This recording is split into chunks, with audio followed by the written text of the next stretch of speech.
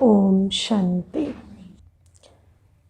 समय कैसी चीज़ होती है ना, जैसे दुनिया में भी जो लोग खेती करते हैं या फसल उगाते हैं तो उनको समय की पहचान होना बहुत आवश्यक होता है।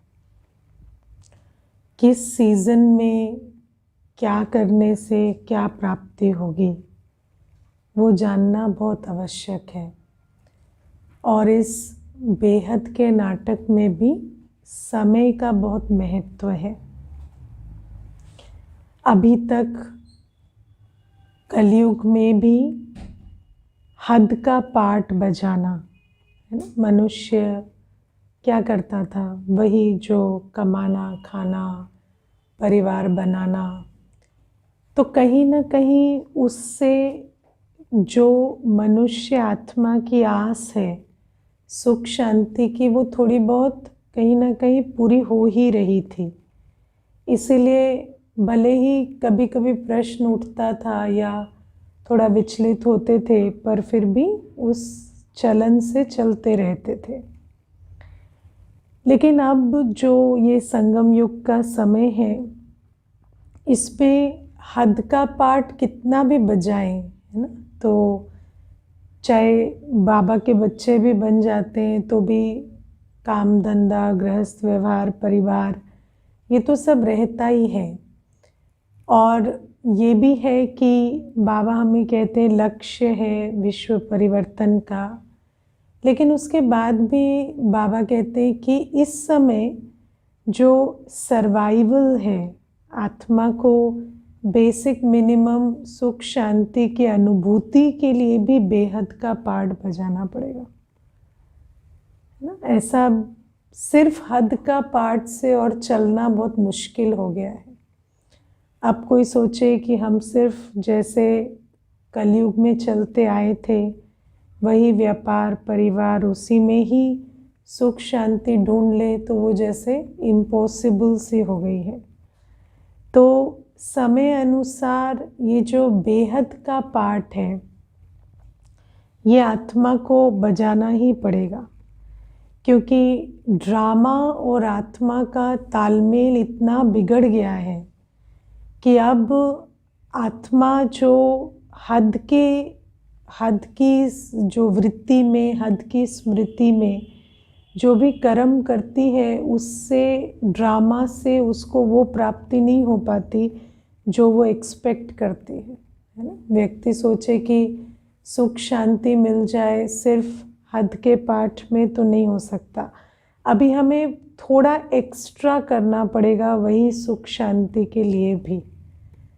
और फिर बाबा हमें कहते हैं कि दुनिया में व्यक्ति इंतज़ार कर रहे हैं कि कोई आएगा, कोई समय को बदल देगा, सृष्टि को बदल देगा, भगवान को पुकारते हैं। कई मैं आजकल देखती हूँ फेसबुक पर ग्रुप्स बने होते हैं, गार्जियन एंजल, ये वो, है ना। तो व्यक्ति बहुत कोशिश कर रहा है कि कोई आए और प्रॉब्लम को सॉल्व करे। लेकिन बाबा हमें कहते हैं अब हर आत्मा को कहीं ना कहीं अपनी जो बेहद की जिम्मेवारी है वो उठानी ही पड़ेगी। ये पहली बात है ना कुछ अपनी हद से आगे बढ़ के कुछ करना ही पड़ेगा। तन, मन और धन, है ना, तीनों अगर हम सोचें कि सिर्फ स्वार्थ अर्थ यूज़ करें तो नहीं चलेगा। कुछ ना कुछ हमें बेहद में लगाना ही पड़ेगा। और फिर बाबा हमें कहते हैं कि अगर हमें इस विश्व को परिवर्तन करना है, ये तो एक सोच लो कि आत्मा की जो सुख शांति की फीलिंग है उसको स्टेबल रखने के लिए थोड़ा बहुत ये कमाई। लेकिन अगर हमें, क्योंकि ड्रामा अनुसार समय बिगड़ता चला जा रहा है, तो फिर अगर हमें विश्व परिवर्तन करना है तो फिर उसके लिए हमें बहुत ऊंचा लक्ष्य रखना पड़ेगा। बाबा हमें सारी गाइडेंस देते हैं, लेकिन विश्व परिवर्तन करना और सचमुच स्थायी सुख शांति का राज्य फिर से लाना, उसके लिए बहुत मेहनत करनी है ना। तो कई बच्चे होते हैं जो बाबा के घर में भी आते हैं और कहते हैं चलो हम थोड़ा मेडिटेशन, थोड़ा कुछ, है ना, थोड़ा तन स्वाहा करना, थोड़ा योग करना, बाबा की याद में थोड़ा रहना, कुछ थोड़ा बहुत सहयोगी बनना, ये तो हम अपने बेनिफिट के लिए करने के लिए तैयार हैं। कई समझते हैं कि इतना तो करना ही पड़ेगा, संगम युग में ऐसे फ्री में नहीं चलेगा, अभी कुछ ना कुछ हमें एक्स्ट्रा एफर्ट करना पड़ेगा। तो उसके लिए कई तैयार हो जाते हैं। लेकिन फिर बाबा हमें कहते हैं कि सिर्फ उतना ही नहीं कि सिर्फ अपनी सुख शांति कायम रहे, लेकिन अगर ये भी कर रहे हैं तो भी अगर विश्व कल्याण के लिए कार्य नहीं किया तो ड्रामा जो है वो हमें और मजबूर करता जाएगा, और ऐसा समय आएगा जब थोड़ा सा योग, थोड़ा सा कुछ पर्याप्त नहीं होगा। तो बाबा हमें इसीलिए कहते हैं अभी विजनरी बनो, बुद्धि को बेहद में लाओ और विश्व कल्याण के लिए कार्य करो। क्योंकि हम सोचें कि चलो ठीक है, पहले घर परिवार व्यापार से सुख शांति नहीं मिल रही थी, अब थोड़ा योग कर ले, लेकिन आप रोज़ रोज़ खबरें सुनेंगे, वॉर की सुनेंगे, कोविड की सुनेंगे, इसकी सुनेंगे, उसकी सुनेंगे, तो वो योग भी जो है वो सुख शांति की अवस्था बनाने में हेल्पफुल नहीं रहेगा। इसीलिए बाबा हमें कहते हैं अब विश्व परिवर्तन की बेला है और मैं अपना धाम छोड़कर आया हूँ, और तुम्हें लक्ष्य रखना होगा कि तुम्हें मनुष्य से देवता बनना है और स्वर्ग बनाना है। अभी हद के लक्ष्य तो चलो ठीक है, लेकिन छोटे मोटे आत्मिक लक्ष्य से भी नहीं चलेगा। अभी पूरी तरह से विश्व परिवर्तन में ही स्व कल्याण होगा। तो इस बात को बुद्धि समझने में बहुत टाइम लगाती है, क्योंकि स्वार्थ का संस्कार इतना पुराना है कि उस स्वार्थ से निकलकर हम सचमुच रेडी हो जाए विश्व परिवर्तन के लिए, विश्व कल्याण के लिए, उसमें टाइम लगता है ना। आप में से कौन कौन समझते हैं हम विश्व कल्याण के लिए? क्योंकि हाँ, वहाँ तक तो ठीक है कि हम अपने लिए थोड़ा योग कर लें, अपने लिए थोड़ा तपस्या कर लें, वो तो ठीक है, लेकिन विश्व कल्याण के लिए हम कार्य करें, उसके लिए वो थोड़ा सा अभी हमें मेहनत करनी पड़ेगी।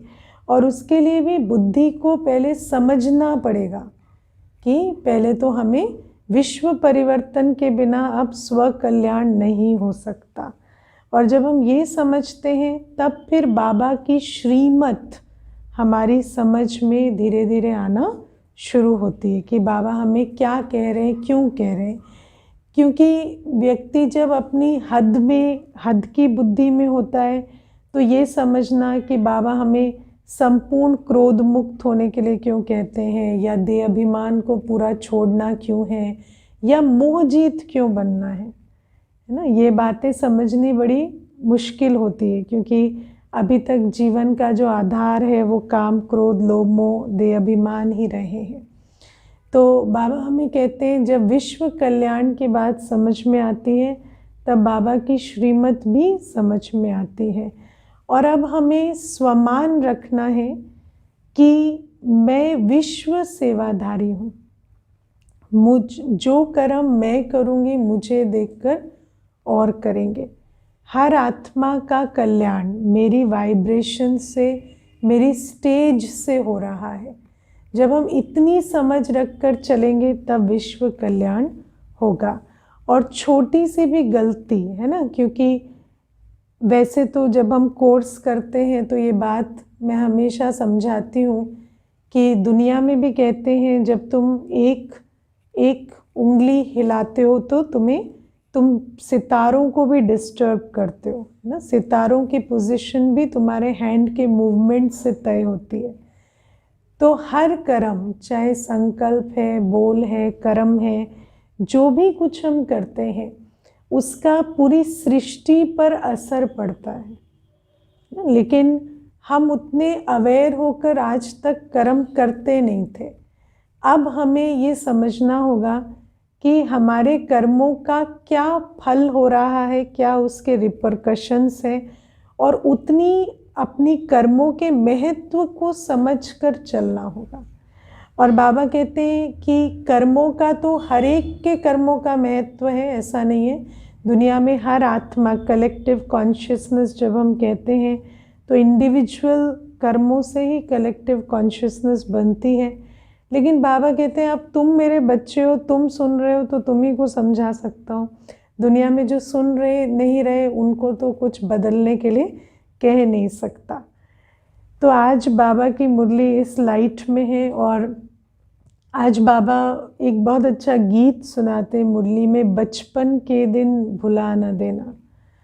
तो बचपन में क्या होता है, जो छोटा बच्चा होता है ना, संस्कार तो उसके अंदर भी होते हैं, लेकिन वो संस्कार छुपे रहते, प्रत्यक्ष नहीं होते, है ना। बच्चा हमेशा मुस्कुराता रहता है, खुश रहता है, माता पिता की गोद में खेलता रहता है, लेकिन जैसे जैसे वो बड़ा होता जाता है उसके संस्कार दिखाई देते, होते तो अंदर ही हैं लेकिन धीरे धीरे प्रत्यक्ष होते हैं।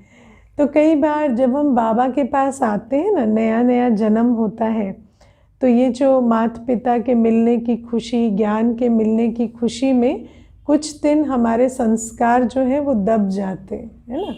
और फिर उस समय पर हम सोचते हैं हम में बहुत बड़ा परिवर्तन आ गया है ना। तो कई बार आप देखना, कई भाई बहने कहते हैं पहले दीदी जब नए नए ज्ञान में चले ना तो बहुत उमंग रहता था, नए नए थे ना तो बहुत अच्छा लगता था। क्यों? क्योंकि बचपन था ना, तो उस समय अपने संस्कारों से काम नहीं ले रहे थे। उस समय जो बाबा कह रहा था, जो दीदी कह रही थी, उस हिसाब से चल रहे थे। और उस समय वो निश्चय से, वो प्यार से, नई लाइफ थी। तो यहाँ पर नए परिवार में अपने संस्कारों को अभी तक इमर्ज नहीं किया था। और फिर क्या होता है, धीरे धीरे अपने आप को बहुत मियाँ मिट्ठू समझने लगते हैं और फिर अपने जो पुराने संस्कार हैं उनको यहाँ पर भी पूरा अनलिश कर देते हैं, यहाँ पर भी उसी प्रकार से अपने संस्कारों से चलने लगते हैं। और फिर कहते हैं अब ना यज्ञ में वो बात नहीं रही है, अब नहीं, यज्ञ में नहीं, आप में वो बात नहीं रही है ना। पहले हम जैसे थे ऐसा हमें यज्ञ अनुभव होता था, और धीरे धीरे हमने अपने संस्कारों को बदला नहीं। कुछ समय तो जो कहते हैं ना, रिफ्लेक्टेड ग्लोरी में चमकना, है ना, अच्छों के बीच कुछ समय अच्छा अनुभव होने लगा, लेकिन फिर धीरे धीरे वो जो अपने संस्कार थे वो इमर्ज होने लगे, और फिर वो जो बाहर का वायुमंडल था वो अनुभव अब नहीं होता, क्योंकि अपने संस्कारों पे काम नहीं किया।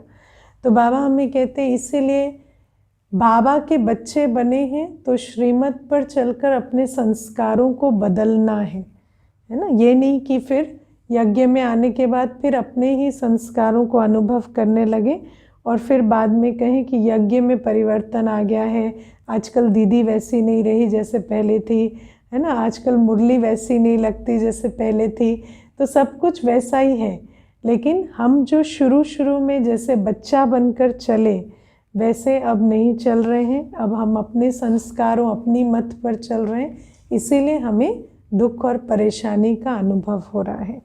तो बाबा हमें कहते हैं कि बच्चा बनकर, कहते हैं ना, बचपन में रिसेप्टिविटी बहुत हाई होती है ना। बचपन में कुछ सीखना चाहो तो सीख सकते हो।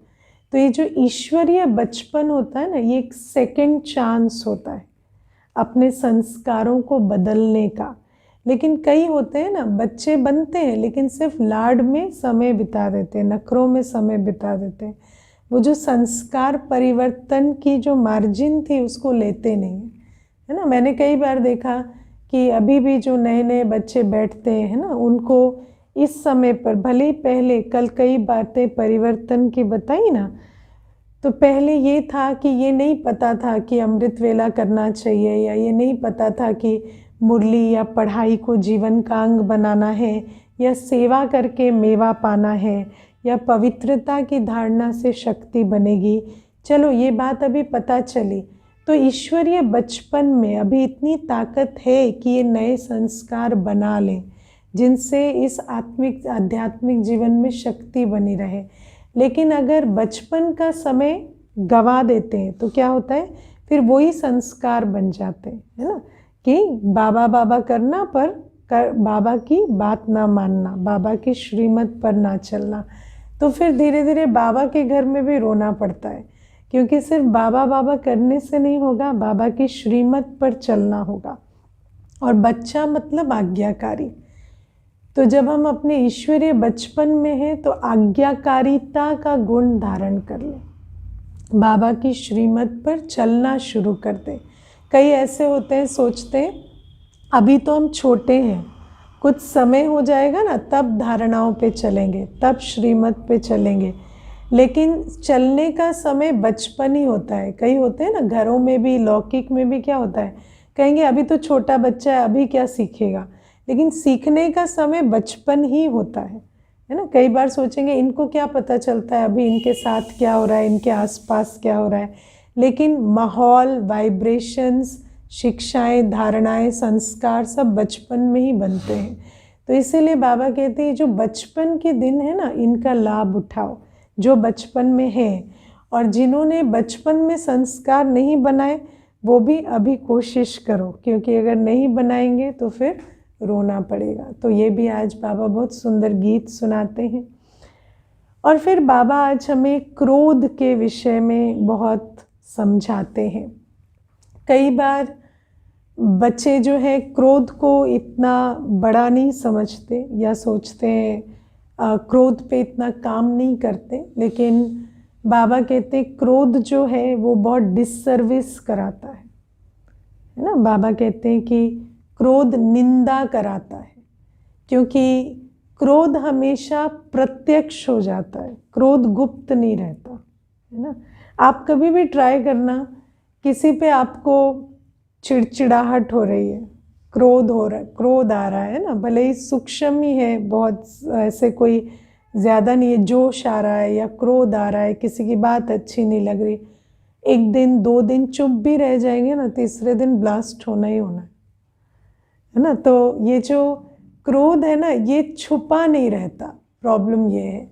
और जब प्रत्यक्ष होता है तो ऐसे भी नहीं कि अकेले कमरे में गुस्सा करेंगे, किसी के सामने ही करेंगे, किसी के सामने ही कुछ ऐसी बात कहेंगे, किसी के सामने ही चलन चलेंगे। और फिर बाबा कहते हैं उससे क्या होता है, बाबा की निंदा होती है। क्योंकि बाबा कहते हैं दुनिया में भी लोग कहते हैं कि क्रोध के बहुत नुकसान है ना। कहते हैं कि क्रोध से ब्लड प्रेशर बढ़ता है, हार्ट पर प्रेशर आता है, बहुत सारी बातें कहते हैं। लेकिन बाबा कहते हैं यहाँ तो फिर सतगुरु का निंदक भी बन जाते हैं।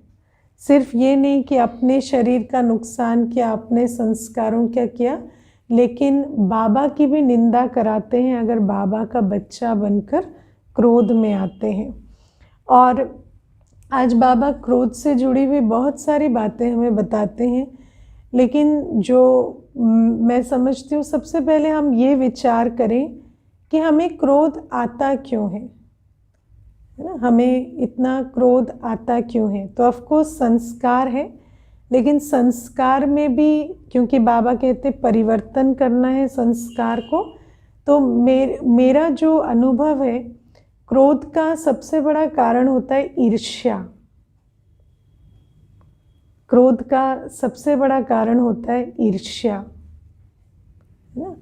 और ईर्ष्या क्यों? क्योंकि जब हम ये नहीं समझ पाते कि अगर मुझे कुछ पाना है तो मुझे कर्म करना है, और हम समझते हैं कि बस किसी ने कुछ पाया तो मुझे भी मिलना चाहिए, और उसके लिए कर्म नहीं कर रहे, तो अंदर अंदर वो जो भावना है वो बढ़ती चली जाती है और फिर वो क्रोध का रूप लेती है। ये एक ईर्ष्या बहुत बड़ा कारण है क्रोध का, जिसके कारण अंदर अंदर क्रोध आता है। किसी को भी कोई प्राप्ति है तो उस प्राप्ति के पीछे उसका भाग्य है, और उसके भाग्य से ईर्ष्या करने से मुझे वो प्राप्ति नहीं हो जाएगी। और उस आत्मा के ऊपर क्रोध करने से या कहने से कि इनको इनका समर्थन है इसलिए इनको ये प्राप्ति हो जाती है, ये बहुत बड़ा कारण है क्रोध का, ईर्ष्या के रूप में ये जन्म लेता है। और बाबा कहते हैं इसमें अपने कर्म, अपने भाग्य को समझना, हर आत्मा का अपना अपना पाठ है, इस बात को समझना और अपने पाठ के महत्व को समझना बहुत आवश्यक है। और फिर क्रोध करने से, एक छोटी सी बात है ईर्ष्या के बारे में, कि जब हम किसी की सफलता से ईर्ष्या करते हैं तो हम समझते हैं कि हम उस व्यक्ति से ईर्ष्या कर रहे हैं, लेकिन वास्तव में तो उसकी सफलता से ईर्ष्या कर रहे हैं ना। तो जिस बात से हम ईर्ष्या कर रहे हैं वो हमारी कैसे होगी। तो अगर हम सफलता के प्रति नेगेटिव एनर्जी दे रहे हैं सारे दिन, तो फिर वो सफलता कल हमसे दूर होगी, पास नहीं आएगी, है ना। तो ये भी हमें समझकर चलना है। तो पहली बात है कि बीज को समझना है कि क्रोध का चक्कर जो है वो ईर्ष्या से है, और फिर उस क्रोध के कारण हम और भी विकर्म करते जाते हैं और भाग्य जो है वो खराब होता जाता है। और दूसरा जो मुख्य कारण है क्रोध का वो ये कि ज्ञान की कमी है कि सब कुछ एक्यूरेट हो रहा है ना। जब हम क्यों और कैसे कहते हैं ना तो क्रोध आता है। देखो जैसे कोई चीज़ टूटनी थी, टूट गई, अब आप कहें लेकिन टूट कैसे गई, हाथ से पकड़ते क्यों नहीं है ठीक से, है ना। तो क्यों कैसे करने से, है ना, ये ऐसा क्यों करते हैं, क्यों करते हैं बाबा ने बता दिया, क्योंकि वो उनका पार्ट है लेकिन क्यों क्यों करने से, ये कैसे कैसे करने से, ये ऐसा क्यों करते हैं, ये ऐसा क्यों होता है, ये क्यों नहीं बदलते। अगर क्यों क्यों करेंगे तो सिर्फ अपना क्रोध बढ़ता चला जाता है। तो एक व्यर्थ संकल्प भी बहुत बड़ा बीज है क्रोध का। व्यर्थ संकल्प वो ओपन एंडेड क्वेश्चंस होते हैं जिनके कोई आंसर नहीं होते। अगर हम सारे दिन भी, सारे जीवन भी क्यों क्यों करें तो भी उस प्रश्न का कोई उत्तर नहीं है कि वो क्यों ऐसा करते, क्यों नहीं बदलते और क्यों ऐसा होता है ना। कई आत्माएं शरीर के रोग को भी क्यों क्यों कर सकते हैं, हम किसी संबंधी के व्यवहार को भी क्यों क्यों कर सकते हैं, लेकिन करते चले जाएं तो उससे सिर्फ अपना क्रोध बढ़ता है, कोई सल्यूशन नहीं होता। और मैंने तो ये देखा कि जिस आत्मा को आप इतना कह रहे हैं ना, उस आत्मा को तो आइडिया भी नहीं है कि उसको बदलना चाहिए। वो तो योग करके आपको बर्दाश्त कर रहे हैं उनको तो ऐसा लग रहा है कि इनके अंदर कुछ प्रॉब्लम है, ये समझ क्यों नहीं पा रहे कि मैं तो ठीक ही हूँ। और वो तो आपको शांति का दान देने बैठे हैं और आपको लगता है कि उनके अंदर इतनी प्रॉब्लम है कि उनको बदलना चाहिए। तो बाबा हमें कहते हैं कि ये जो व्यर्थ संकल्प है ना, बाबा कहते हैं व्यर्थ संकल्पों को फुल स्टॉप लगाने के लिए ड्रामा का ज्ञान हमेशा याद रखो। जहाँ ड्रामा का ज्ञान भूल जाता है कि हर आत्मा का अपना पार्ट है, ड्रामा की हर सीन अपने समय से चल रही है और हमारे क्यों क्यों करने से कुछ नहीं बदलने वाला। अगर मुझे तकलीफ़ हो रही है तो मैं अपनी शक्ति को बढ़ाऊं। जैसे कोविड तो कोविड ही था, अब इम्यूनिटी बढ़ानी है, वो समझ में आया ना। ऐसे हर scene it is what it is, हर बिहेवियर वैसा ही है जैसा होना चाहिए। मुझे अगर उसके साथ चलना है तो मुझे जो कमी है गुण की, शक्ति की, वो अपने में बढ़ानी पड़ेगी। इस बात को समझकर जीवन में चलना है। और क्यों क्यों क्या क्या करने से कुछ नहीं होने वाला है। तो बाबा कहते सिर्फ क्रोध बढ़ता है, और क्रोध में फिर क्या होता है, आप वो जो परिस्थिति है या जो आत्मा है उसके साथ जो हार्मनी है वो और डिस्टर्ब हो जाती है, आप और पोलैरिटी में चले जाते हैं, और फिर जो आप उससे सहयोग या जो तालमेल की उम्मीद कर रहे थे वो और भी मुश्किल हो जाता है ना। तो बाबा हमें इसीलिए कहते हैं कि क्रोध का दो बीज है मुख्य, एक ईर्ष्या है और दूसरा है व्यर्थ संकल्प, क्या क्यों के रूप में। क्योंकि हम हमेशा ईगो में ऐसा सोचते हैं कि सब कुछ मेरे हिसाब से होना चाहिए और हर व्यक्ति मेरे हिसाब से चलना चाहिए, और हमने आज तक ब्लेम किया है और गुस्सा किया है। जहाँ ब्लेम करते हैं वहाँ क्रोध आता है। जब ब्लेम करें कि इनके कारण ये प्रॉब्लम हुई है, इनके कारण ये तकलीफ़ है, इनके कारण विपरीत परिस्थिति है, तो क्रोध आएगा। लेकिन जब समझ लेंगे कि ब्लेम का कोई स्कोप नहीं है, क्योंकि हर आत्मा और हर ड्रामा की सीन एक्यूरेट पार्ट बजा रहे हैं, तो फिर क्रोध की बात नहीं आएगी। और बाबा आज हमें ये कहते हैं कि क्रोध के लिए तो कहते हैं कि मटके भी सूख जाते हैं, है ना, घर के मटके भी सूख जाते हैं। तो आप सोचो कि क्रोध मतलब जो ऑलरेडी व्यवस्था है वो भी बिगड़ जाती है। और यहाँ हम आत्माएं जो हैं वो बाबा की श्रीमत पर विश्व कल्याण कर रहे हैं। तो अगर हमारे अंदर क्रोध होगा तो वृद्धि या प्रगति या विश्व का कल्याण हमारे द्वारा होना इम्पॉसिबल है। तो ये पहली बात है जो क्रोध के लिए हमें समझनी है, क्योंकि लक्षण का महत्व लक्ष्य से होता है ना। जैसे मुझे याद है, मैं एक बार पार्क में देखी कि एक भाई था, वो बहुत दौड़ रहा था, छोटा सा था पर बहुत स्पीड में दौड़ रहा था। तो ऐसे किसी ने ना, एक बुज़ुर्ग जा रहे थे तो उन्होंने उसको पकड़ा और बोला, ऐसे क्यों भागे जा रहे हो, ऐसे क्यों दौड़ रहे हो, ऐसे गिर जाओगे, चोट लग जाएगी। तो फिर वो भाई कहता है कि मैं इस फलाने कंपटीशन की तैयारी कर रहा हूँ, कुछ उसने उसको बताया।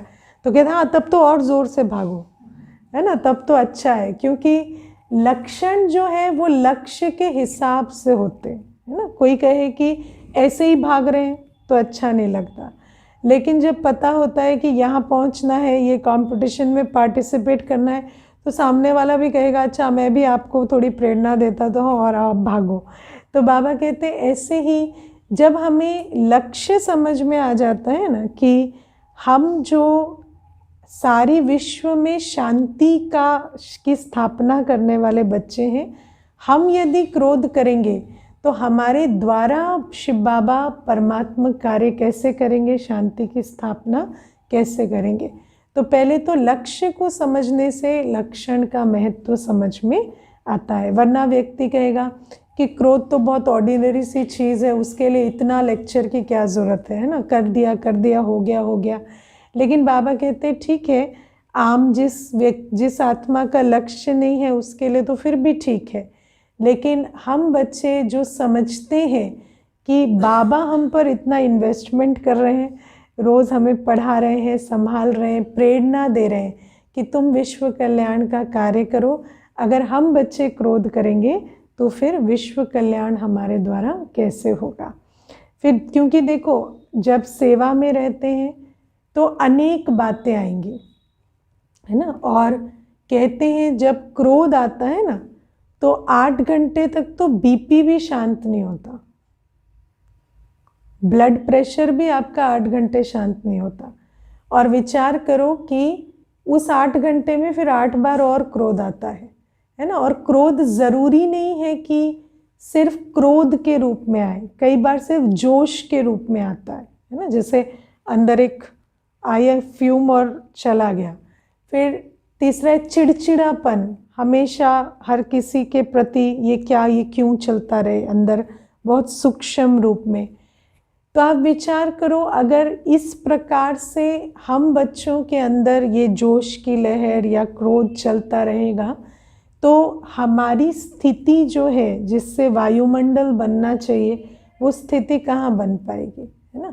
और फिर देखो हर व्यक्ति को जब मनसा सकाश का ज्ञान मिलता है ना कि मनसा सकाश देकर हम आत्माओं को परिवर्तन कर देते हैं, तो फट से मैसेज कर देते दीदी ये सकाश कैसे देते हैं दूसरों को, है ना। क्योंकि दूसरों को परिवर्तन करने की बहुत हड़बड़ी है।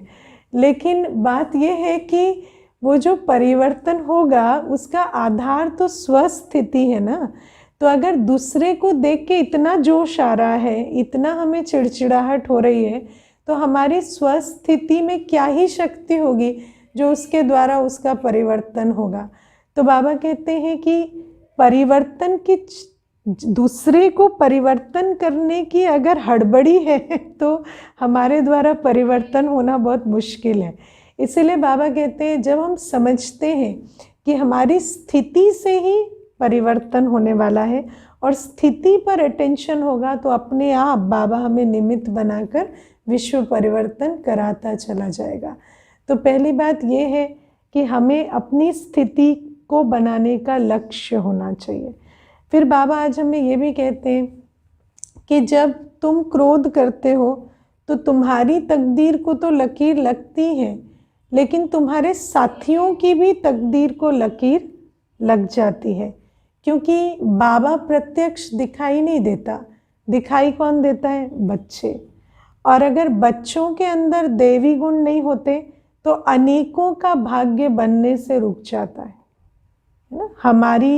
हमें पता नहीं चलता। कई बार आप देखो, मैं देखती हूँ बच्चों को भी ऐसे बोलते हैं, ऐसी चलन चलते हैं जो बिल्कुल देवी गुणों वाली चलन या बोल नहीं होते। और फिर उसके बाद कहेंगे, हम तो ऐसे ही कह देते हैं, आप तो दीदी जानते हो ना हमारी आदत है। अरे हम तो जानते हैं, चलो हम तो गद्दी पर बैठे निमित्त हैं, तो जानते हैं कि आपकी चलन क्या है, आपका संस्कार क्या है। बाबा भी जानता है, लेकिन सामने वाली आत्मा तो नहीं जानती ना, तो उसकी तो डिससर्विस हो जाती है ना। इसीलिए ये जो बात है कि हम इसको साधारण ना समझें। कई बार हमें ऐसा लगता है हमने ये कह दिया तो क्या दीदी को समझ में नहीं आता कि हमारी ऐसी आदत है, हम तो उनको भी एक दिन ऐसे बोल दिए थे, ऐसे बोल दिए थे, मेरे मन में मैल नहीं है। हाँ, आपके मन में मैल नहीं है, हमने भी मान लिया, लेकिन मन मीठा है तो मुख भी मीठा करो, चलन भी मीठी करो। क्योंकि चलो बाबा मान लेगा, दीदी भी मान लेगी, लेकिन जो आसपास और साथी हैं उनको नहीं पता चलता और उनकी बहुत डिससर्विस हो जाती है। मैं कई बार देखती हूँ ऐसे भाई बहनें हैं यज्ञ में, क्लास की भी बात मैं बताती हूँ, जो खुद आते रहते हैं, खुद उनका बाबा पर निश्चय है, लेकिन अनेक उनकी चाल चलन के कारण रुक जाते हैं। वो खुद सेवाएं भी करते हैं, लेकिन अनेक उनकी बातों से सेवा करने से रुक जाते हैं। तो हम अपना भाग्य बनाने से नहीं रुक रहे, लेकिन सामने वाला जिसको इतनी समझ नहीं है, बाबा पर इतना निश्चय नहीं है, जो मेरे आधार से चल रहा है ना, जो मेरे आधार से चल रहा है, उसका भी भाग्य बनने से रुक जाता है। इसीलिए कभी ये ना समझो कि सिर्फ मेरा भाग्य, लेकिन मैं अनेकों का आधार मूर्त हूँ, है ना। इसीलिए मैं देखती हूँ बड़ी बड़ी दीदियाँ, आप सोचो दादियाँ हैं, दीदियाँ हैं, ऐसा तो नहीं है ना कि शरीर के पेपर नहीं आते होंगे या कभी दर्द नहीं होता होगा या कष्ट नहीं होता होगा, लेकिन हमेशा वो कर्म करते हैं जो शोभामान लगे, है ना। कभी देखोगे नहीं कि जाके सो जाएंगे या ऐसे ही कभी मूड अपसेट है तो कुछ कह दिया, ऐसा नहीं। क्यों? क्योंकि कह भी सकते हैं, ऐसा भी नहीं है कि उनकी अथॉरिटी नहीं है, लेकिन बाबा ने हमें स्लोगन दिया है, जो कर्म हम करेंगे हमें देखकर और करेंगे। तो सिर्फ अपनी कर्म की गति नहीं, कई बार कर्म की गति में तो ये भी होता है कि intention is more important than the action.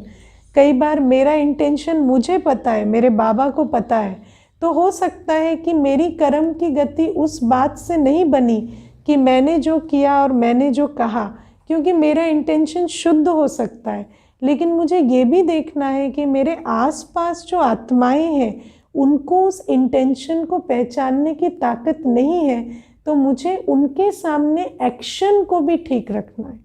कई बार हम कहना कुछ चाहते हैं और कहते कुछ है, कई बार हमारा भाव कुछ होता है, कर्म कुछ करते हैं, लेकिन बाबा कहते हैं नहीं, इसका भी ध्यान रखो कि सामने वाले को हो सकता है इतनी समझ ना हो, तो आपका भाव, भावना और कर्म अलाइनमेंट में होना चाहिए, है ना। क्योंकि बाबा तो समझेगा, लेकिन हर आत्मा नहीं समझेगी, और फिर वहाँ पर उनका भाग्य बिगड़ जाता है। और जब ऐसा होता है तो नुकसान होता है, उनकी तकदीर का भी और अपनी तकदीर का भी। इसीलिए बाबा कहते हैं क्रोध पर भी बहुत अटेंशन रखना है, क्योंकि क्रोधी को देखकर अनेकों की हिम्मत टूट जाती है। कहते हैं ना, ये इतने समय से चलते हैं, इनको इतना गुस्सा आता है, तो फिर हमारा क्या, है ना। तो इस हिसाब से उनकी भी हिम्मत टूट जाती है, तो इसका भी बहुत ध्यान रखना है। और बाबा हमें आज क्रोध के प्रति एक और इम्पॉर्टेंट बात कहते हैं, क्रोधी के सामने खड़ा भी नहीं होना चाहिए, वो भी पाप हो जाता है ना। क्योंकि कहते हैं भूत जिसको पकड़ा हो ना, उसके आसपास रहो तो तुम्हें भी पकड़ लेता है ना। और क्रोधी के सामने खड़ा नहीं होना चाहिए, बहुत इम्पोर्टेंट बाबा की श्रीमत है, और इसको हमेशा याद रखना। क्रोधी का सामना नहीं किया जाता। ऐसा नहीं कोई क्रोध में है और आप जाके उसको समझाने बैठ जाओ, या आप जाकर उसका सामना करो, या वहाँ अपनी आत्मिक शक्ति की पावर दिखाने खड़े हो जाओ, नहीं, वो ज्ञान नहीं है। मैं आपको एक इसमें अनुभव बताती हूँ। एक माता ने मुझे बताया, उनके घर में कोई एक भाई बहुत क्रोध में था, तो मुझे कहती, मुझे लगा कि मैं बाबा की दृष्टि उसको उस क्रोध में दे दूँ, है ना, तो वो शांत हो जाए। तो दृष्टि भी सामने खड़ी होके देने लगी।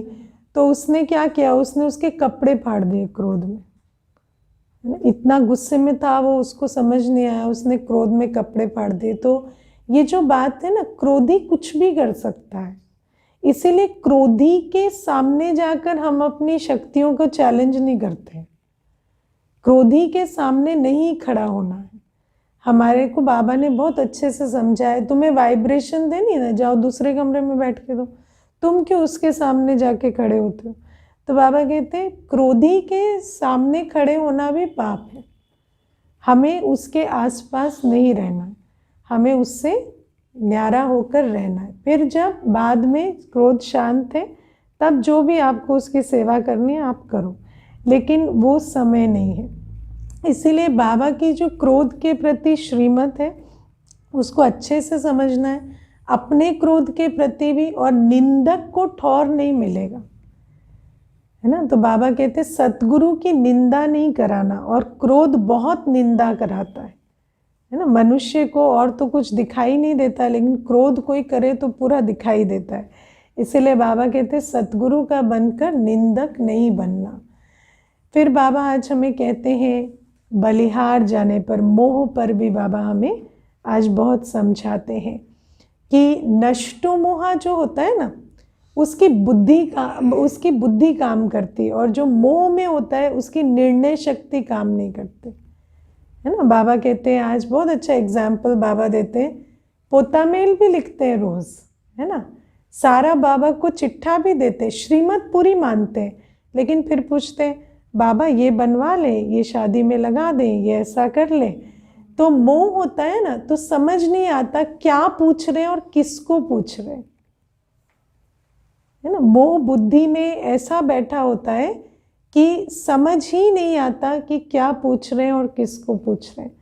तो एक बात आज बाबा ने बहुत अच्छी सुनाई कि कोई अगर विकर्म कर रहा हो ना, तो उसका हाथ पकड़ के भी उसको रोक सकते हो, लेकिन कोई सफल ना कर रहा हो तो जबरदस्ती करवा नहीं सकते, है ना। तो काम के लिए तो स्ट्रिक्टली बोला जा सकता है, काम विकार के लिए तो बाबा बोल देगा कि नहीं जाना है, मतलब नहीं जाना है विकार में। लेकिन मोह जहाँ होता है ना, वहाँ सबसे बड़ी प्रॉब्लम है कि सफल नहीं होता। मोह वाले को ऐसा लगता है मेरा तन मन धन मेरे ब्लड रिलेशंस का ही है, और वहाँ पर उसकी बुद्धि को फिराना बड़ा मुश्किल है ना। उसको ये समझाना कि तुम्हारा तन मन धन ईश्वरीय सेवा के लिए है, ये बहुत मुश्किल है। और फिर बाबा कहते हैं कि जो नष्टो मोहा नहीं है, उसको फिर वो पूछता भी है तो उसको क्या कहें, उसको कहेंगे हाँ भाई भले करो, है ना। कई होते हैं शादी करवाएंगे, कार्ड हमें भी दे जाएंगे, है ना, कि ना कि ये है और बहुत खुशी का मौका है और ऐसा है। तो उसमें भी ठीक है, बोलेंगे हम तो निर्विकारी रहते हैं, पर दीदी ये तो करना ही पड़ता है, यहाँ तो खर्चा करना ही पड़ता है। तो ऐसा तो नहीं कह सकते ना कि आप बाबा का घर नहीं बनवाते हो, आप इसमें लगाते हो, तो ये भी पाप कर्म बनता है, क्योंकि उसको समझ ही नहीं आ रहा। मोह का बादल ऐसा होता है कि बुद्धि पर पूरा घेराव कर कर रखता है, और सचमुच आत्मा ऐसी है ना, ऐसी बन जाती है, इतनी उसकी बुद्धि का स्तर नीचे हो जाता है कि उसको जबरदस्ती आप कुछ नहीं करा सकते। तो बाबा कहते हैं चलो विकार में जाने से तो किसी को रोक भी दे, डांट डपट भी दे, लेकिन अगर सफल ना करे तो कुछ ज़्यादा कर नहीं सकते। इसीलिए बाबा कहते हैं यहाँ तो बलिहार जाने की बात है, और बलिहार वही जाएगा जो नष्टो मोहा होगा। तो बाबा कहते हैं जो बलिहार जाएगा वो वर्षे का अधिकारी बनेगा, लेकिन नष्टो मोहा तो खुद ही होना पड़ेगा। और बाबा कहते हैं, वो एग्जाम्पल देते हैं ना हमेशा, कि नाविक जो था रात भर चप्पू चलाता रहा और लंगर उठाया नहीं था। तो कई ऐसे होते हैं, अमृत वेला भी कर रहे हैं, मुरली भी सुन रहे हैं, पोता मेल भी दे रहे हैं ना, खूब चार्ट लिख लिख के दे रहे हैं, लेकिन मोह ही नहीं छूट रहा है ना। तो फिर यही घर सारी बातें है ना, घर परिवार बिजनेस की सारी समस्याएं लिख के भेज देते हैं और हम भी बाबा को दे देते हैं। लेकिन बात ये है कि जब तक नष्टो मोहा ना हो तो सफल नहीं होगा, और सफल नहीं होगा तो बल कहाँ से मिलेगा, बलिहार नहीं जाएंगे तो बल नहीं मिलेगा। तो बाबा हमें कहते हैं इसीलिए पहले बुद्धि को चेक करो कि जो ज्ञान है कि अब मुझे वापस जाना है, मैं एक आत्मा हूँ, मुझे वापस जाना है और सफल करके पुण्य की कमाई करनी है, वो बुद्धि में बैठी है या नहीं। क्योंकि वो ज्ञान अगर बुद्धि में बैठा नहीं है तो फिर रात भर चप्पू चला रहे हैं, खूब पोता मेल, खूब मुरली, खूब अमृत बेला हो रहा है, लेकिन कहीं जा नहीं रहे हैं क्योंकि सफल ही नहीं हो रहा है ना। समझ ही नहीं आता कि जिसको मैं मेरा मेरा कह रहा हूँ बाबा का है और मुझे उसको बलिहार करके बल लेना है।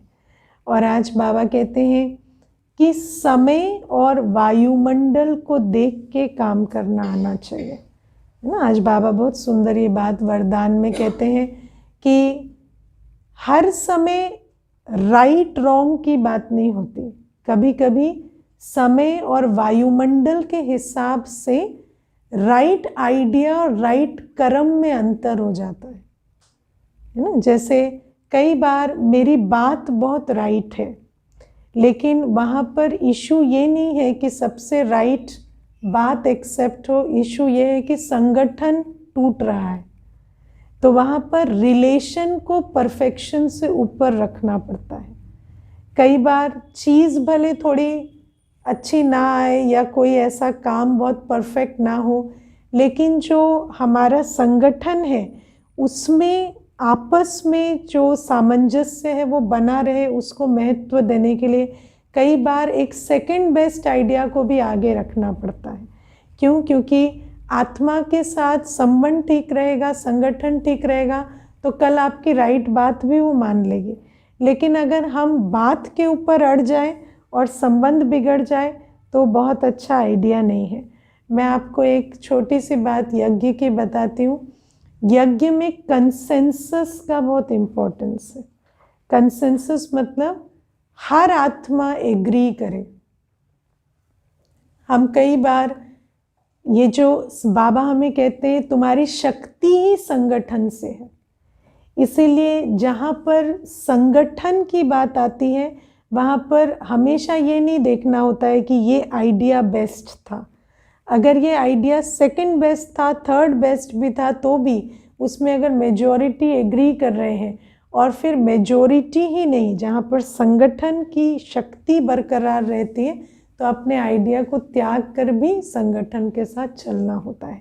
तो समय और वायुमंडल देखकर, क्योंकि जहाँ संगठन की बात आती है वहाँ संगठन का बना रहना बड़ी बात है, आइडिया सेकंड बात हो जाती है। और जहाँ पर इंडिविजुअल काम करते हैं वहाँ पर बेस्ट ऑप्शन लेना बहुत बड़ी चीज़ है ना। तो हर जगह पर देखो, परिवार का अपना सिद्धांत है, व्यापार का अपना है, हर चीज़ का अपना है।